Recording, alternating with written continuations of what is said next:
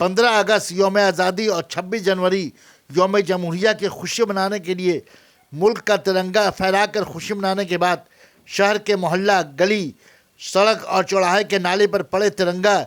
की बेहुरमती साफ झलकती नजर आती है।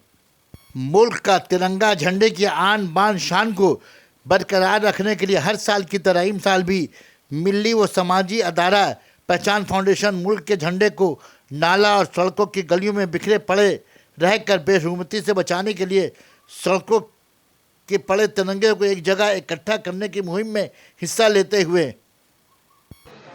हेलो एवरीवन, मेरा नाम है मोहम्मद नदीम और मैं पहचान फाउंडेशन का एक वॉलंटियर हूँ। जैसा कि आप लोगों को पता ही है, पहचान फाउंडेशन का एक मुहिम जिसका नाम तिरंगा उठाओ है, जो कि हर साल हम लोग 15 अगस्त के बाद वाले दिन 16 अगस्त को और 26 जनवरी के बाद वाले दिन 27 जनवरी को हम लोग ये मुहिम चलाते हैं, जिसमें हम अपने इलाकों में घूमकर जितने भी लोग हम लोग हैं कल जो तिरंगा यूज़ करते हैं अपने इलाकों को सजाने के लिए, देश के आज़ादी या गणतंत्र दिवस को मनाने के लिए, वो ही तिरंगा आज हमारे इलाकों में देखा जाता है, रोड पर या किसी भी नाले में या कूड़े में गिरा रहता है। तो आज पहचान फाउंडेशन की पूरी टीम ने मिलकर टीटागढ़ और कामराटी के कुछ इलाकों में घूमकर हम लोगों ने अभी तो टीटागढ़ में हम लोगों ने ये मुहिम चलाया था और जिसमें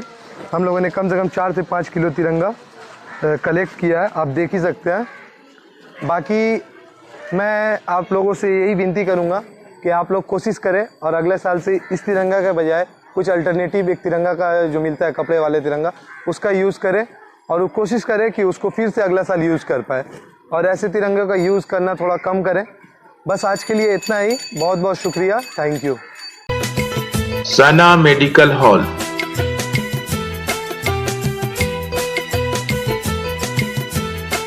%10 discount on every medicine. Oxygen cylinder also available.